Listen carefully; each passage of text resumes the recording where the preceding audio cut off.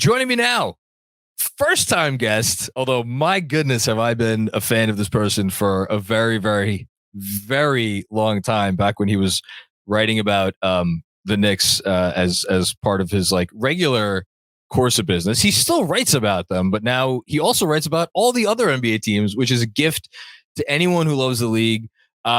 He's probably most well known at this point for being part of the coverage of the NFL at CBS, but I still get him always for his NBA takes on Substack. You can find his stuff at Last Night in Basketball. Go to lastnightinbasketball.com or just search for Substack and put in Last Night in Basketball or his name, Jared Dubin. How you doing, my man? I'm doing great. Thanks for having me. I appreciate both that you made me sound extremely old by talking about how long you've been reading my stuff for, and that it's true. No, it's true. It's definitely true. And I think the people at CBS will definitely appreciate that. People know me more for my NFL work at CBS, which is flat out not true. But I mean, it's but I think CBS. they'll appreciate you saying that. It's a big deal. I CBS will never hire me. I can promise you that. So you're one step ahead of the game. All right. So I asked you before we went on if you had a box of tissues handy, because I want to hit on a couple of things, but obviously, talk about the trade.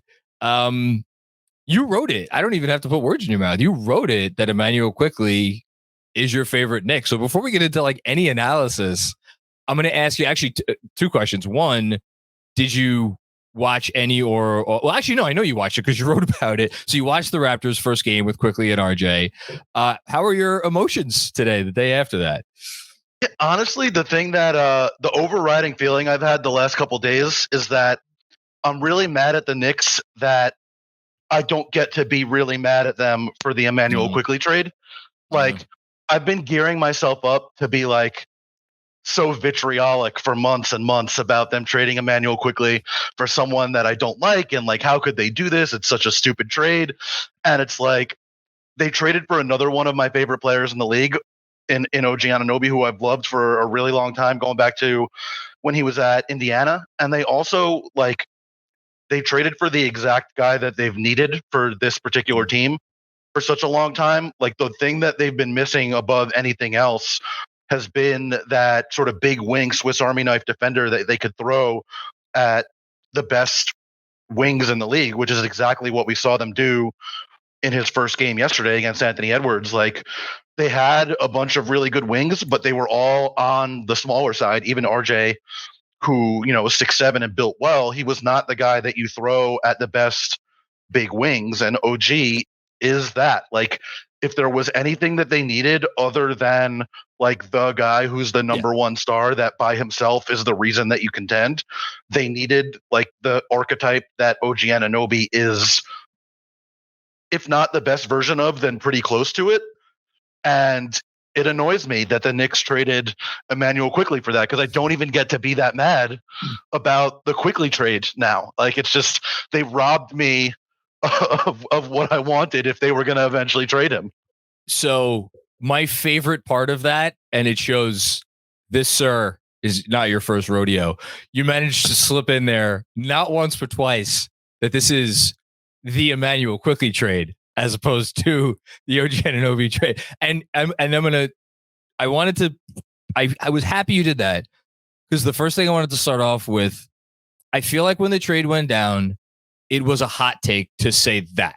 And the first people that came out with articles and things and like said it on podcasts, like, actually, you know what? This is going to go down to the Immanuel Quickley trade. It was, I think the consensus, not that I've been on Twitter a whole lot the last few days, but I think the consensus was like, that's an interesting take. And I think we, in the span of however many hours it's been, 48 hours, or maybe whatever, it's 72 hours, whatever it's been, like, I don't think you could even argue that that's a hot take anymore. I think the numbers are what they are for Quickley. Like, you cited in your newsletter in response to the trade, like, the per 36 numbers are what they are. You specifically went deep on some of the pick and roll numbers about, I think it was him and Hartenstein. Were those the numbers you cited? Yeah, him and Hartenstein had been, I think, like the 6th or 7th most efficient pick and roll duo in the league among high volume duos, and it was like the only Raptors duo that was on there was Schroeder and Pirtle, and they were last. Yeah. So like for any questions people have, and even Quickley said in his introductory press conference, like, I need to become a better passer. Like when they asked him, like, what do you want to improve on? He's like, I want to pass more. I know I need to pass more here. I was more of a scorer in New York. I want to pass more here. So like he's gonna be awesome. And I've kind of flipped now the other way, where it's like, we know the Knicks gave up an incredible player, or a guy who's going to look incredible in the Raptors. And like from the Raptors perspective, like I guess it's interesting to talk about like what they got for OG Anunoby, but if you want to touch on that, we could touch on it. I don't even find that interesting. To me now, the interesting part of the trade comes with what you just said, which is that, okay, the Knicks got this piece and they gave up this other guy to get him, and it's that cost benefit analysis and everything that goes into that from the perspective of like, how much should we talk about what the Knicks did or did not do to maximize Immanuel Quickley here? And that's where I kind of want to start with you, versus like, I don't know if this is going to come off the wrong way, but like, does it matter? Like, was the OG piece so important to any possible end goal that they had that involved being a contender, that almost like it, like, you see where I'm getting at? Like they cut, it would have been a trade they needed to do anyway. And I'm not sure I'm there, but that's kind of where I want to start. And I'll let you take it like anywhere you want to go.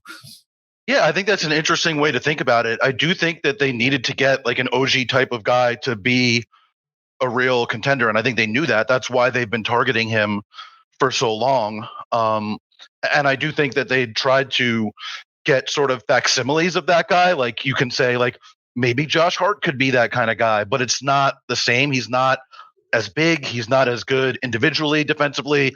He's not as good a shooter or as willing a shooter, except in the instances where he is, which is like driving on fast breaks, and he's going to shoot that Euro step layup every single time. But I do think you need that kind of guy. I think you've seen that over the last several years. Like, the teams that win the title, they always have that type of guy that they can throw. Like Andrew Wiggins turned into that kind of guy for the Warriors a couple of years ago. PJ Tucker was that guy when the Bucks won. Aaron Gordon and, even Bruce Brown is a little bit smaller, but turned into the sort of guy that you can do that with on smaller wings. But Aaron Gordon was really that kind of guy for the Nuggets. Like, you need that 3-4 hybrid guy that can defend all of the best wings. Did they need to sacrifice Immanuel Quickley to get that guy? I think is obviously an interesting and connected question. And I don't think it's really a question like, did they maximize Immanuel Quickley? The answer to that is very obviously no. They were playing him 24 minutes a game this year, 5 minutes less than he played last year when he was the 6th man of the year runner-up. And this is something that I wrote about in my thoughts on the trade too. Like, I think it's, can I curse? You can say whatever the fuck you want. Okay. I think it's kind of bullshit to analyze a trade by saying like they were never going to give Quickley the minutes or the playing time or the contract that he wanted, and therefore it's good. I don't think that that's a good place to start from, but I also don't think you can analyze it from their perspective without acknowledging that reality, because they were just never going to play him and Brunson enough minutes together to justify the kind of investment that his play clearly deserves. And that is sort of the motivating reason behind why they wanted to do something like this in the first place. So it's like all of the things that you brought up there sort of not cannibalize each other, but they all combine together into, it's hard to know how to feel because it's all sort of competing and pulling each other in different directions. I think cannibalizing each other is the perfect term, because like, that's where I don't know how to have the one conversation without the other conversation. And like, okay, I mean, let's just get into it. Like, in terms of maximizing, I mean, I don't want to push through the ringer because it's been a rough few years if you've been a huge fan of Immanuel Quickley. And I'll give myself like a slight pat on the back. I came out and like called him a star in plain sight. I don't know if I was one of the earliest people to do that, but I definitely like went out and said it. I was like, oh my God, is this guy have like all-star potential if he got more time or anything? I mean, shit, I'm writing a piece now for my Substack about the top 10 Quickley and RJ moments. And it had to include the first preseason game. Not the first preseason game. He actually got time in the 2 preseason games, but like the Cavs preseason game where he went out and scored, I think it was 11 points in the first quarter and like looked like a point guard. I included that because watching that game, I remember watching that game and I was like, oh my God, what is this? We haven't seen this in like decades. And it was crazy. So I kind of want to like just take a quick step back through like memory lane. Like, what do you have like one most egregious moment or thing that they did or did not do, or like a starting point where you started to get really frustrated? Like, what's your thought process there?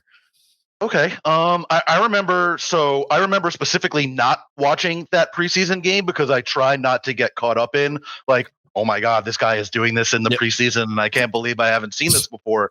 Smart, and I man. remember my friends texting me about it, being like, do you see what this Quickley guy is doing right now? And I'd be like, no, I don't watch preseason specifically, so I don't have this reaction. But I would say the first thing that stands out to me is, so pre-draft, he was one of the guys that were in the first round mix that I hadn't watched before they drafted him. So I went and watched him that night. And I remember telling my one friend who was like really, really into draft stuff, I was like, this guy is better than the guy that they drafted at number 8. Like, that was like my first takeaway from watching him for the first time. I was like, this dude is at the very least, I thought he has the skill set to be a good offensive player. And then I think it was either the second or third game of his career where there were a couple of times where he had hit a 3 early in the game and he pump faked and drove and got into his floater. I don't even think the floaters went in. And I was like, the way that he's able to leverage what he does with his shot to get into the drive and floater game, I told that same friend, I was like, this dude's just good. Like 3 games into his career. And I very rarely say that about rookies, especially rookies that are, coming off the bench, not getting very many minutes early on like he was. I was like, this dude knows how to play offense. And through his first season, that was mostly what it was about. When I was at Summer League the next summer and they had him running the point. I remember that. And I was like, he didn't shoot well, but he was averaging like 10 assists a game or something. And it was like, they had maybe the worst shooting team I've ever seen in the history of Summer League. And it was like, he should have had so many more assists. And I wrote a story for 538 at the time about the too good for Summer League guys, which is, sort of an archetype that you see. And it was like him, Maxey, a couple other guys fit this sort of criteria that we developed over the years of like guys that play really well for 2 or 3 games and then get shut down. But they didn't get shut down that year because there was no Summer League the year before. So teams were having their second year guys play more. It was like him, Maxey, Desmond Bain, a couple other guys. My dog is trying to come into this right now. He's just. I mean, listen, we don't limit Immanuel Quickley love to just people. He's just. I mean, he's that he brings that much joy. So it's but fine. that Summer League was when I saw like the expansion of what he could be as an offensive player, and then obviously over the last 2+ years is when you saw so much more of what he could be as a defender. Yeah. Specifically as a team defender, which is not something that young players and young guards especially typically stand out for. And like he's just a guy that almost from the beginning I was in on. Do you want to come up, Bodie? You know what's so funny right now? And not to stop you, you have your dog in the bottom right of your and I screen, can see your daughter in the background. And I have my daughter in the bottom right of my screen who's looking for something and she doesn't know what she's looking for. All of which is to say, the moments for Quickley, at least, that stand out for me are the night he was drafted when I hadn't watched him yet, the second or third game of his career when he like missed a couple floaters, and then Summer League into his second and third years of his career was when I sort of started to see the expansion of like, okay, this is what I thought, and maybe it's even more than that. So a favorite of mine for a while, RJ. I'm going pretty long-winded here. RJ, I would say, love it. Not lower than consensus, but lower than the biggest fans of his coming into the league. I sort of always thought that he should be more of a second side attacker that uses his strength to get to the rim, rather than the guy that you run your offense through. So it wasn't a disappointment to me when he became more of that kind of player. That's what I thought of him in the first place. But obviously over the last, there have been so many stretches where it's like, all right, this is it. He looks like he's finally figured out. Immediately followed by the stretches of, like, what is this guy doing? Like, when is he ever going to figure things out? And that process already started with Raptors fans in his first game. I saw someone say, like, if this is the RJ they can get every night, which is like maybe the most common refrain in like my, Knick fan friends group chat of like, if this is the RJ they can get every night, that's like, I feel bad that they're already on that train. Well, listen, I mean, the most famous words in all of Knicks fandom over the last few years. He's only, and now it's only, what is it? He's only 23. Okay. Still, you can still say it with a straight face. You can't really get away with he's only 24, right? Like you're pushing it with he's only 23, but you could say he's only 23, but he is only 23. I like you was lower on consensus than RJ, which is an opinion that probably first developed. Speaking about like pre-draft stuff, I remember I did a pre-draft pod with Spencer Perlman, who was like our draft guy at the time. And I was like, so if you had to characterize this draft in like 30 seconds or less, how would you do it? And I think this is before the Knicks. I think it was before the lottery. And he's like, and he was less high on Morant than everybody else. So, and the Morant like snowball hadn't really started going down the hill either. So maybe this was even like during the season, like middle of the college basketball season. I don't remember, but he was like, there's Zion. And then there's a huge chasm and a giant ocean and then another chasm. And then there's RJ and everybody else. I'm like, oh, okay. And then, RJ came out and he had his season. And I just remember like constantly feeling the same way you felt, which is like kind of underwhelmed. And that's kind of where this divide between me and a large, I think, segment of the fan base started, where I never just got on the train and like the emotional train of like believing, because I don't think I ever truly believed. So like the signs, they wouldn't suck me back in as much as like give me a little hope. Quickley, though, again, speaking about pre-draft stuff, same guy, Spencer, I was like, you sent me some tape of Tyrese Maxey, because Tyrese Maxey was the guy at the time who I thought was maybe on their radar. And I forget what game or games he sent me, but I watched and then I texted him. I'm like, I mean, Maxey had some nice moments. Who's the other kid? Like, who's the Quickley kid? And I think it was like the second half of the year when, like, in that season is when he really found it. Because, like, I think, what was it? Calipari took him off the ball, right? And, like, it was, like, more running. Maxey as the point guard, yeah. Exactly. So it was like, whoa. And then for me, it was like the Portland game. Like, yeah, we saw some, like, the Cleveland preseason game and then some of the other early stuff that you referenced. And then the Portland game is like, man, you either have that or you don't. And then everything that happened from there. That's the game where he scored 30 for the first time. Because I remember thinking, I remember saying to someone, I was like, the odds you could have gotten on Immanuel Quickley scoring 30 before RJ Barrett scored 30 in their careers probably would have been pretty high. And it wasn't only that he scored 30, he scored 21 points in the fourth quarter. But I think they got within like 3, but ended up losing. But like, and then from there, I don't know. There's 2 moments I think I'll always.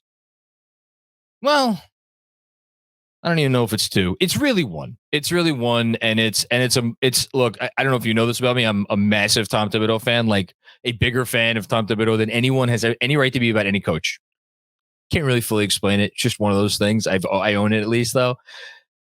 To this day, I cannot explain or rationalize or understand or like anything why, with, I don't know if you want to call it 30 games left in the season. I don't know if you want to call it 40 games left in the season. I don't know if you want to call it 80. Or how many games was in that year? The Kemba year? 70 was, I forget if that was a 72 game year. 72, yeah. Was okay. Or with 72 games left in the season, it didn't just hand over the keys. Like, once it was apparent that Kemba it was not happening. Like, I understand, like, there's a culture around the Garden of like you're like always got to be winning, and like they were never, I don't think, this regime and I include Thibodeau with that, in a position to like take a step back. And I guess he thought that would be a step back, but that's the one I'll always kind of wonder. Yeah, I mean, I think that was a theme throughout his career. He got off to a good start that rookie year, and Elfrid Payton looked awful. So instead of giving him more, they went and traded for Derrick Rose. And then the next year, they signed Kemba and signed Fournier. And when it was clear Kemba wasn't happening, they start Alec Burks. And then going into the next year, they bring in, bringing in Jalen Brunson has been obviously like the best thing that the Knicks have done in, I don't know, since they drafted Patrick Ewing or something like that. That's like, kind of where I'm at. But they had an opportunity to give Quickley the keys then too, and didn't. They had plenty of opportunities this year to give him more responsibility. They had 2 starters out at a time, and they didn't give him more of a role or more responsibility. They signed Dante this offseason, and that obviously took away from his role. They've been trying to tell us what they think of him for a while. So in addition to that, I'd also go with the Boston game last year, by the way, as another thing that stands out. Is it not the number one? It's the number one quick. I don't even. Yeah, it has to be. There are probably some moments where it's like, Quickley took a 28-foot three in transition, and Tibbs immediately gave him the hook. When 3 possessions earlier, someone else did the same thing and stayed out there. That would stand out for me too. This kind of brings us back to the trade, because you brought up this year as like, I don't know if you want to call it the final straw, or like when the writing was really on the wall, even though it's been on the wall for 3.5 years. I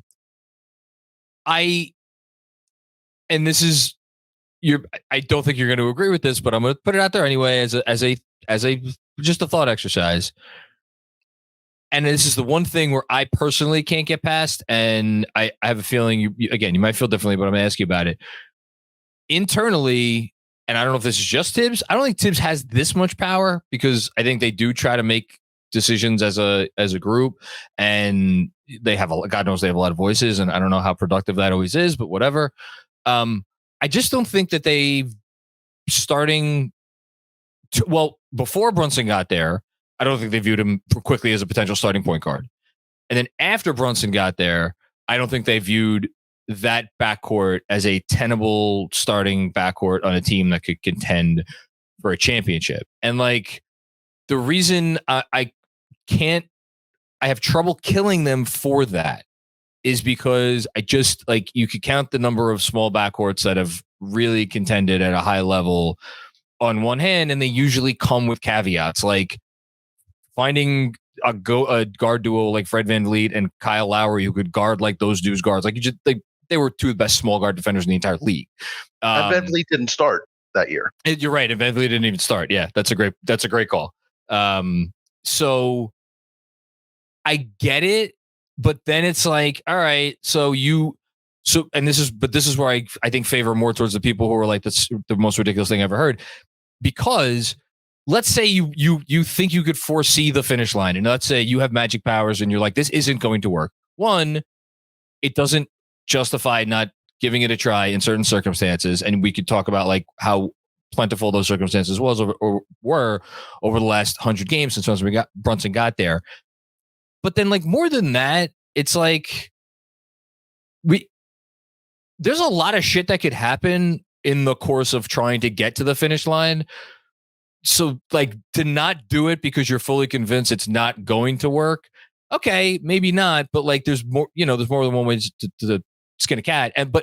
But then I go back the other way, and I'm like, but they got OG out of it. So how much can I really be mad about it? And ultimately I'm not. So that's kind of where I'm at. And I'll, see where you. Yeah, no, I have a lot of the same thoughts. I think it's very clear that initially they didn't view him as a starting caliber player. I think it's very clear that they didn't think that a starting backcourt of him and Brunson was workable over the long term or even in the short term. I firmly disagree that it wasn't workable in the short term. If it wasn't workable, it wouldn't have crushed so many teams whenever they shared the court together. Like, if it was just flat out untenable to play them together, then it wouldn't have worked. Meanwhile, it was their best duo.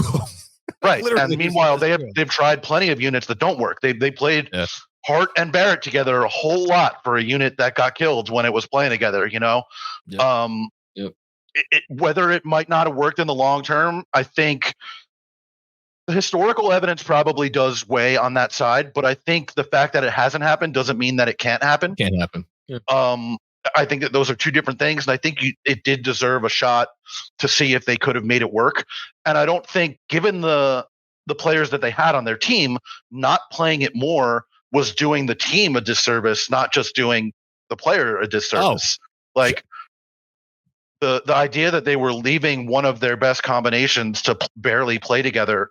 Like if their whole thing was, we want to win as many games as possible, which since Tibbs has arrived, that it has been and always will be, like, we are trying to win every single game. And I think that they were putting themselves at a disadvantage relative to where they could have been given the players on the team by not leaning into that more often. But again, like you said, like if they weren't going to do that, which they clearly weren't, they went and got like the guy that you should go and target for what they wanted to do. And it's hard to be too mad about that, which is why the first thing I said was like, I'm mad at them for not letting me be mad about the Quickley trade. Literally a week before the trade, I finally got on the hill of like, start Quickley and Hart, put DiVincenzo and RJ on the bench. And that's not a knock at DiVincenzo, but I never thought it made sense to start Quickley and RJ together, which is why it's like, if you're going to start Quickley, then I thought it made sense. And plus I think RJ is destined to be a 6-man on like a good team, but that's, I guess, a different conversation for another day. I think it also would have been tough to start Quickley and Dante together. I don't think that would have, that's just too small. Be so small. Exactly. Which can work in theory, but it's also like Tibbs, that really was a step way too far for him. Which, like, look, I'm always his defender. Like, there's reasons he's the way he is. Like, if you do get I push back against people who tell me that he's a bad coach. He's clearly not a bad coach. He has certain ways that he wants to do things. He has foundational beliefs that he's never going to abandon. Like, he's never going to not play a rim protecting center. It's just never going to happen. Like, he's never going to not run an offense that, for the most part, is designed around getting one-on-one opportunities for whoever he thinks the best players on the court are. Like, that is going to be what his offense is designed around. Like, there are just foundational tenets that he has, and he clearly is a floor raiser of teams for the regular season. I do think that he presents some handicaps in postseason settings that are hard to work around, especially in specific matchups, but that doesn't make him a bad coach. It makes him a flawed coach, like basically every other coach that's ever existed. I do think we should at least talk about the team, by the way, as it's now constructed. Like, I'd love to talk about what we saw. Not to commandeer your own podcast, but I would. I'd love to talk about the way things actually fit now. That's where I was going to next. So yeah, Anunoby, man, I get what he doesn't do, and like what he doesn't do is like that's real, and it will impact their ability to sustain with now like 2 of their 4 like quote unquote initiators not on the team anymore.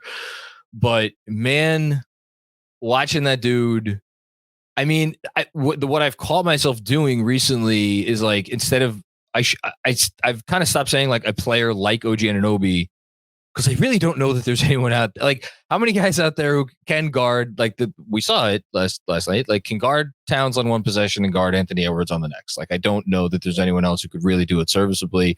What's the most interesting thing to you about Anunoby on this team moving forward, on offense, on defense, like personality wise, anything? I mean, the most interesting thing is like whether he can avoid the fate of Luol Deng of having to go to like the hospital because he gets overused. Like, the dude was going to play 40 plus minutes in his first game. He played 20 minutes in the first half.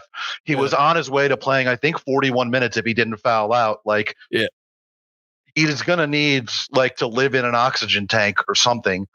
No, I thought that Benji made a good point. That I saw, I can't remember if it was yesterday or today on Twitter too, that it sort of frees DiVincenzo to go back to the things that he should be doing defensively, as opposed to guarding the best guy on the perimeter. He can now like hound passing lanes. It locks the starting lineup into place, I think, in a way that having Barrett in the starting lineup very obviously didn't. not just because OG is a lower usage player and a better shooter, but also because you can put him on whoever the best perimeter threat is. Like, the difference between what happened when he was guarding Anthony Edwards in that first game and when anyone else was guarding Anthony Edwards in that first game, he was treating he was treating Josh Hart and Dante DiVincenzo like he would treat you or me guarding him yesterday. I have to commend you because I hadn't seen anybody explicitly write that, and you pointed that out in your newsletter after the game. So thank you for that, because I actually forgot to even. I was just like, he made his life difficult. No, it went further than that. It's like Edwards couldn't really do much on him when Edwards had anybody else on him.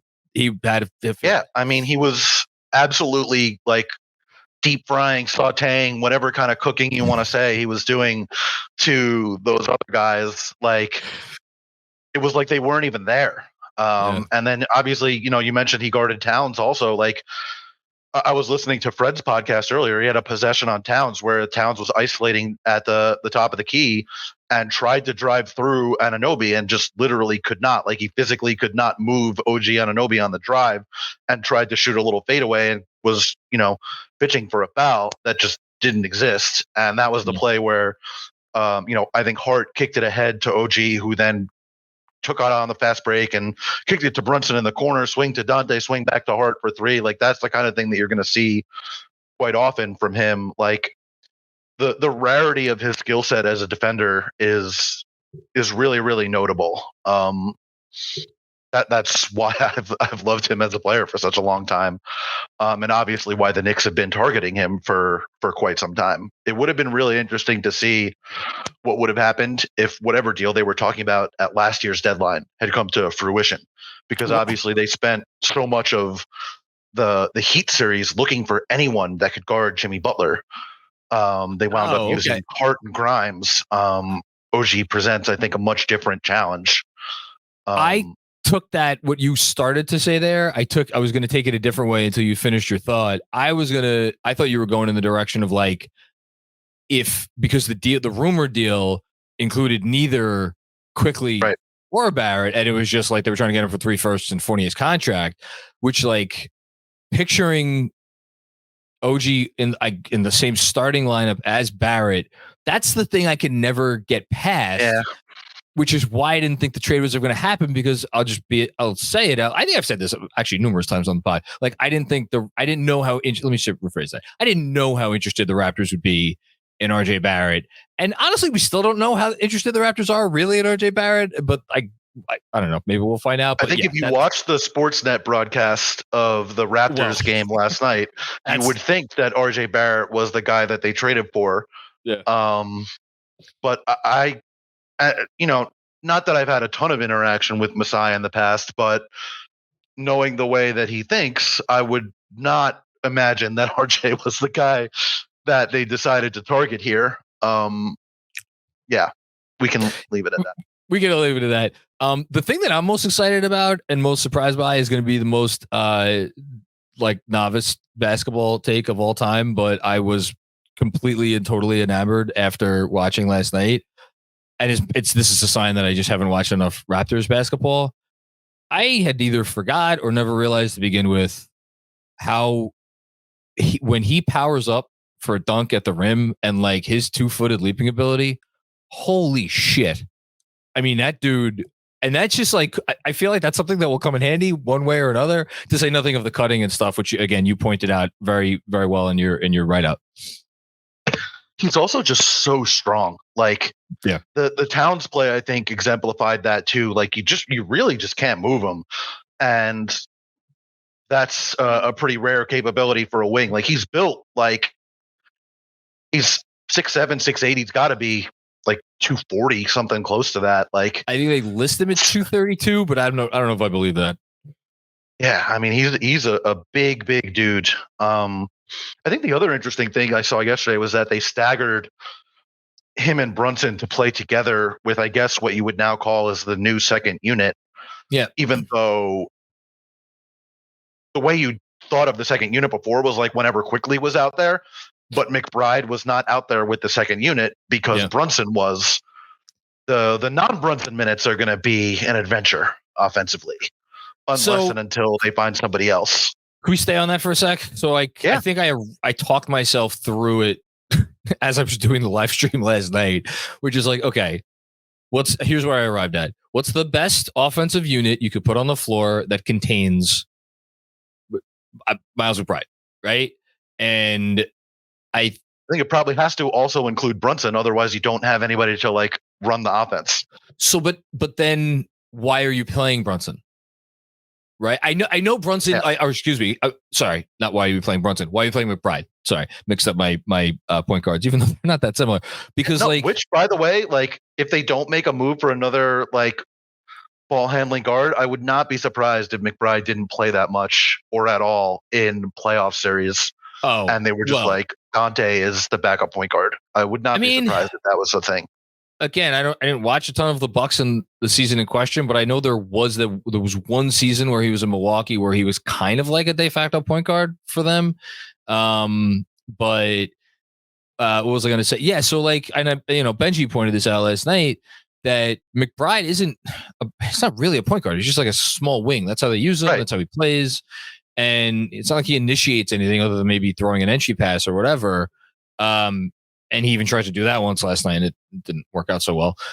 So if he's the premise is that he has to be on the floor and Brunson has to be off the floor. Like, what's the best offensive lineup? Well, Randall, obviously, I think, and I think DiVincenzo. But then that means you're leaving DiVincenzo out there for that much longer.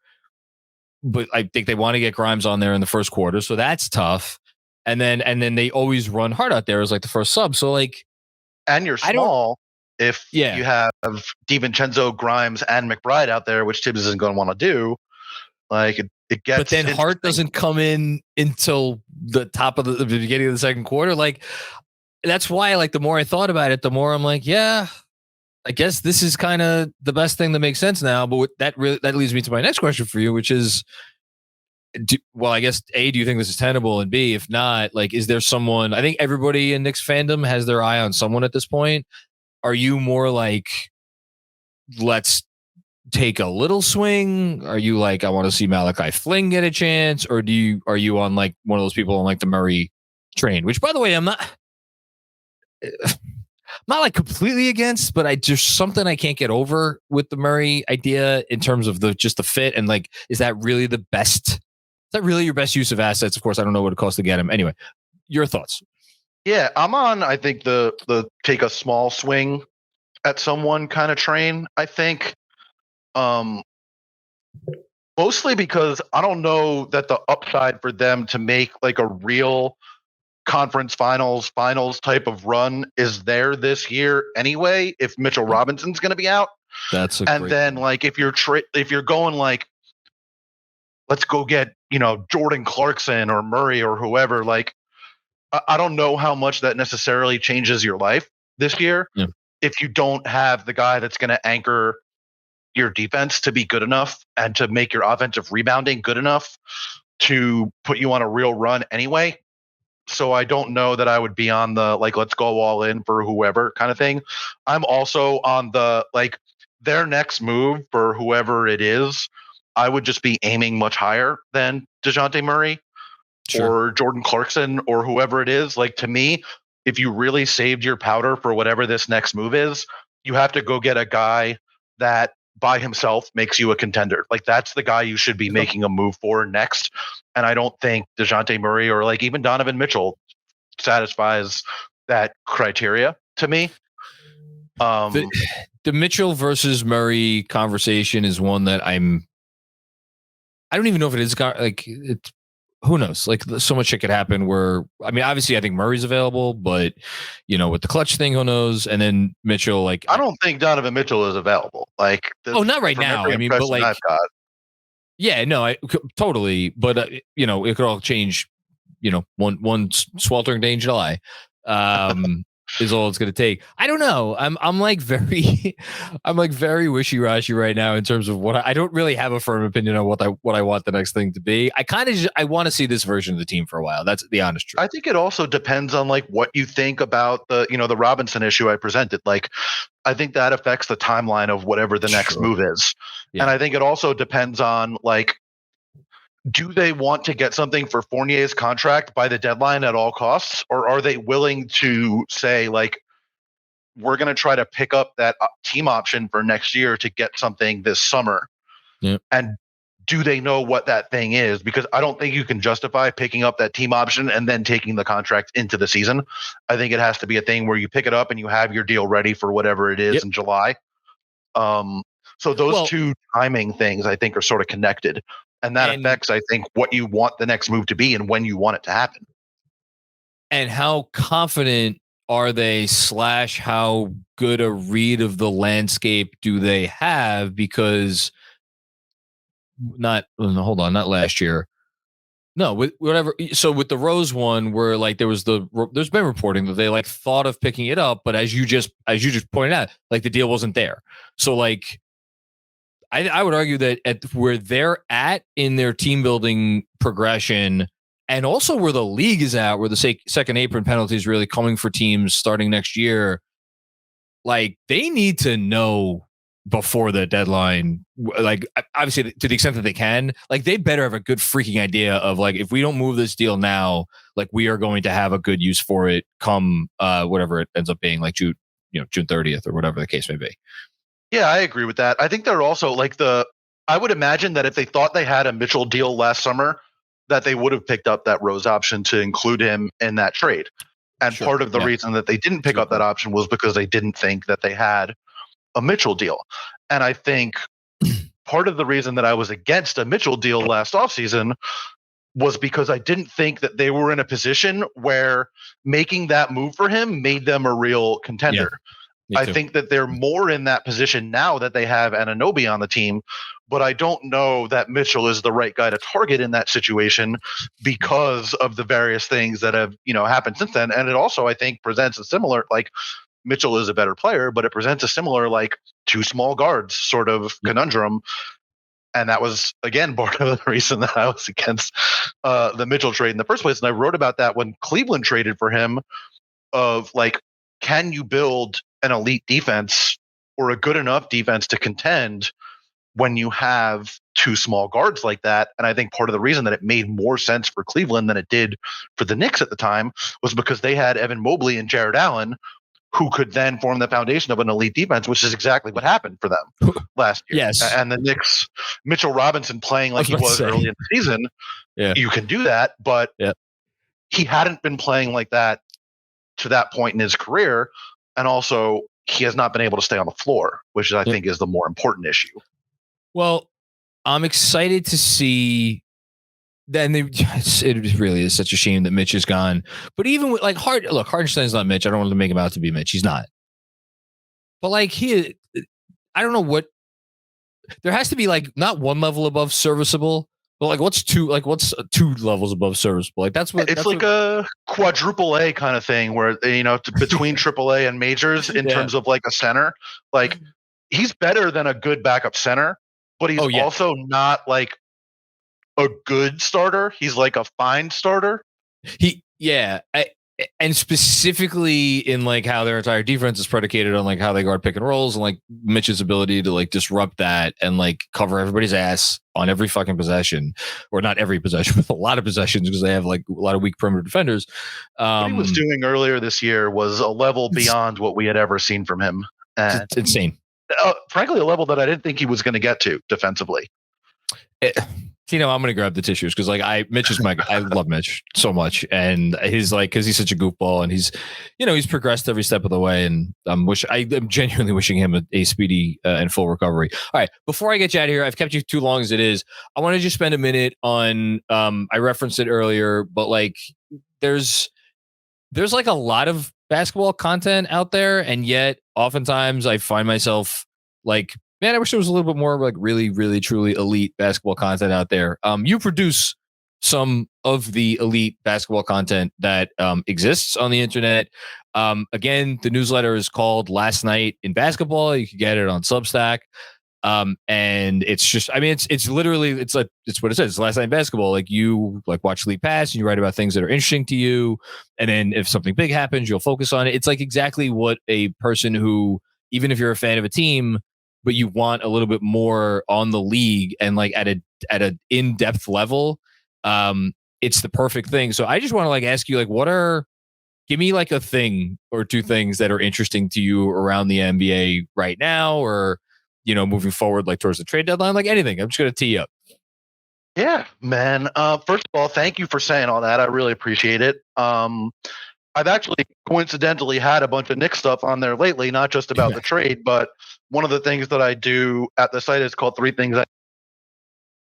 It's exactly what it sounds like, just literally three things that I noticed on League Pass, and I did something for today on both OG's debut and Quickley's debut, and then on Mike Conley, who has for a very long time been one of my favorite guys in the league. And it's just like we're the same age, and I've talked to him a lot throughout his time in the league, and to see him doing what he's doing at 36 years old, shooting a career high from three, 45.5% from three this season on what so far has been the best team in the West, it just like warms my heart so much. And he's doing stuff that just like classic old guy shit. Like I watched them against Oklahoma City last week, and he literally, there was a possession where he just directed all four of the other guys on the court around and like moved Jaden McDaniels into the corner, called Rudy Gobert up for the screen, moved Naz Reid over to the other wing, and just ran a pick and roll, swung it to the corner, got swung to Naz Reid, and he hit a three.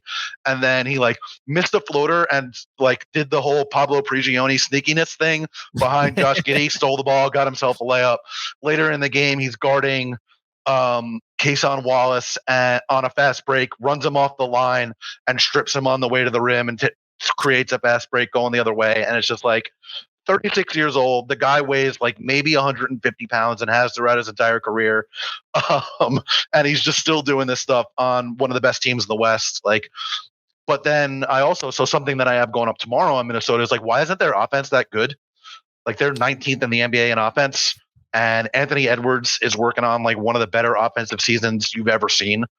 They have two big men working on basically 50, 40, 90 seasons. I was about to say, Cat's still not very good. Cat's, I know he started slow, not like Randall slow, but like he started kind of slow. Man, that dude's picking he's up. Like percentage points away from 50, 40, 90, like just based on the free throws. And I think Naz Reid is a few free throw attempts away from qualifying to be 50, 40, 90, but has the percentages.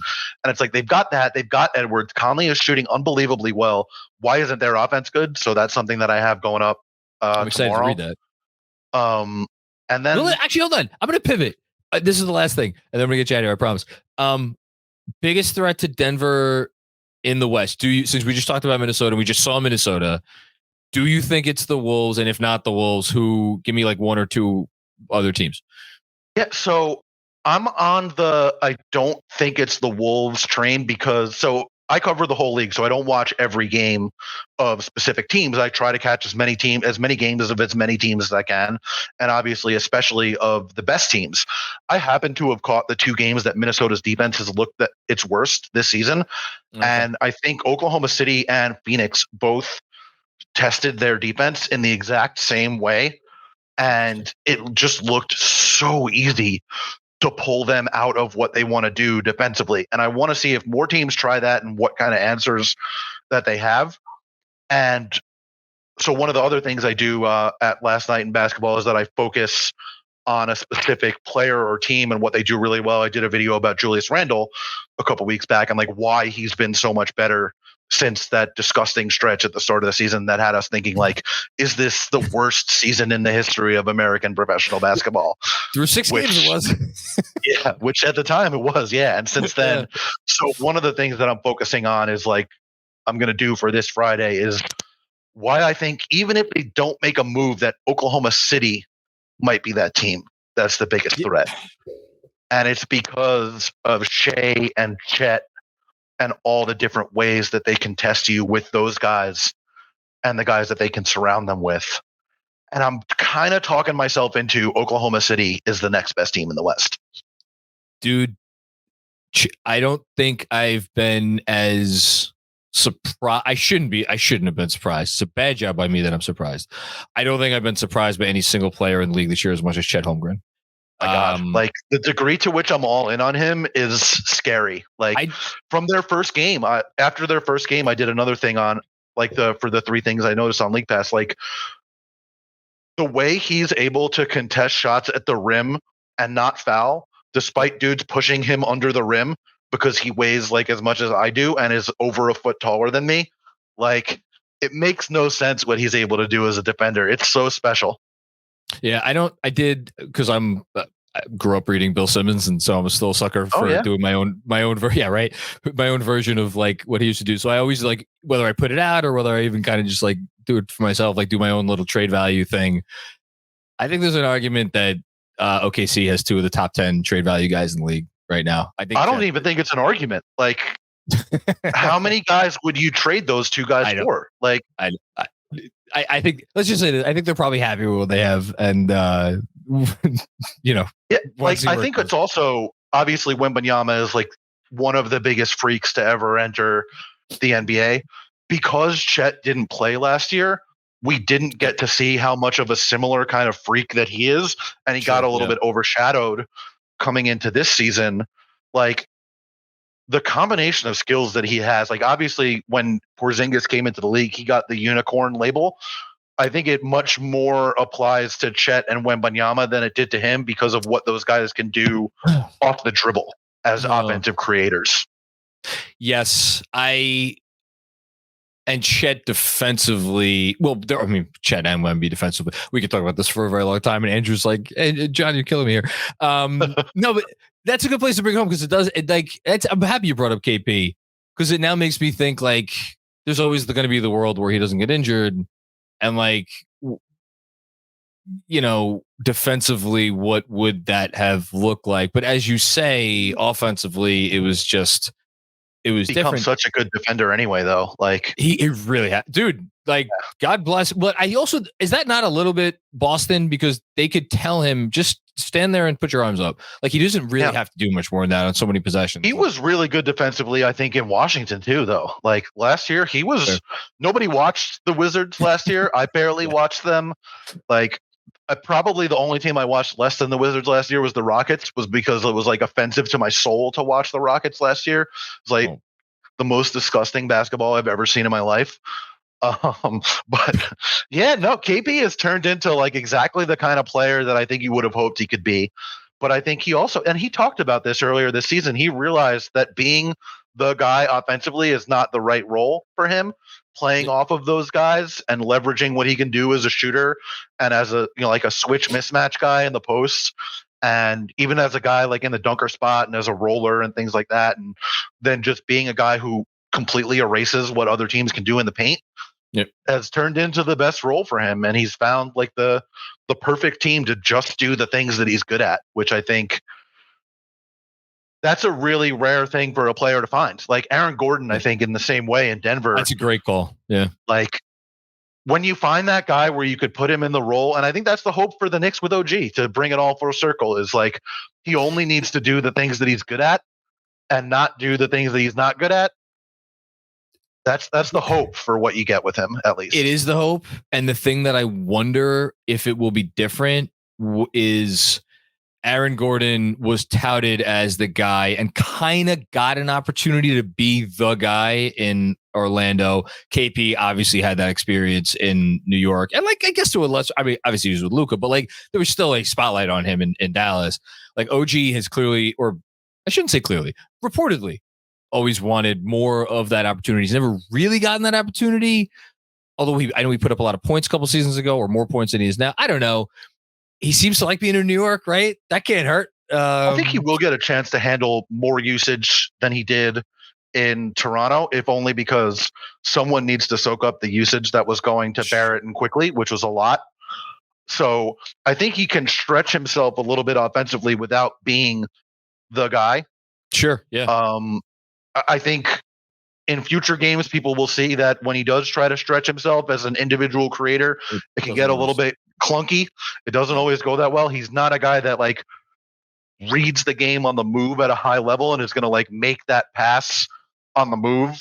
And when the defense is changing, that's not really his game. So but nice, he will be the guy where if someone else is going to make that pass, he's going to be the guy to capitalize it. He knows where to be. You saw that right away. Like, he's such a smart player on both ends of the court. Well, Isn't that what, like, talk about ending on a very simple note, but isn't that what like basketball is all about in terms of team building? It's like, how can you maximize and the skill sets on your roster and best complement them to everything else? It's obviously easier when you have a Nikola Jokic. Well, there's only one of him, so maybe it's a bad example. Whatever. When you have like a truly elite like guy who like checks like so many boxes or all the boxes, and like the Knicks don't have that, but I still like what they're doing, and I'm excited to see where it goes from here, even if it will not contain, in our case, Immanuel Quickley's guys, we were more a big fan of, but other people big fan of RJ, and that's a loss for them. So we'll see. Yeah, I liked the Immanuel Quickley trade more than I thought I would, and I knew I would like a trade that netted them OG Anunoby because he's been one of my favorites. So that's not a surprise to me. The fact that it happened in the same trade is really interesting, and I'm curious to see. My dog is going nuts right now. We're done. Listen, you've been fantastic. I will say it so you don't have to because your dog is harassing you. Last Night in Basketball, you could literally go to lastnightinbasketball.com. That's the website. Or again, you could just search up Last Night in Basketball Substack. It'll take you right to the page. There's not enough people who are fans of the league. I think we should all spend more time, I include myself, spend more time just like consuming really, really smart basketball content. You put out really smart basketball content. Thank you for doing so. Thank you for coming on this podcast. Did I miss anything, or can I let you go to your dog? Nah, man, you're good. Thank you for having me. I appreciate it. The feelings on the work are reciprocated. I love reading the newsletter, and it's a good thing that I reached out after the RJ Barrett newsletter last week of like, hey, how do I like change the way I subscribe? Because then this happened. We got this on the schedule. And you know what? That reminds me. The thing I responded to you with after we figured out how to do that was hopefully by the time we do this podcast, Immanuel Quickley will be getting enough minutes that it won't come up as a topic. And that is going to happen, but not for the reason that we thought. But he didn't even get enough minutes because he got in foul trouble last night. He got 4 fouls in the first half in his first game. I couldn't believe that. That's never happened in his career, I don't think. And Jared, you're the best, man. Go read Jared, follow Jared. He's awesome. We'll talk again soon, man.